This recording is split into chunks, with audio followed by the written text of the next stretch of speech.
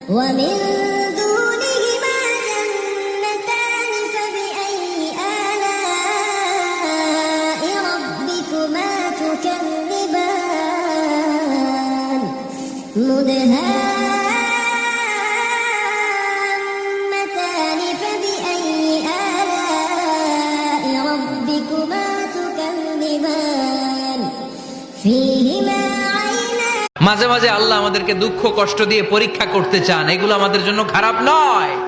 এই দুঃখ কষ্ট বিপদ আমাদের কোমরকে সোজা করে, আমাদের পায়ের মাটিকে শক্ত করে। চিল্লায় বলেন ঠিক কিনা? প্রতিকূল পরিবেশে কিভাবে বাঁচতে হয় এই দুঃখ কষ্ট আমাদেরকে শিখায়।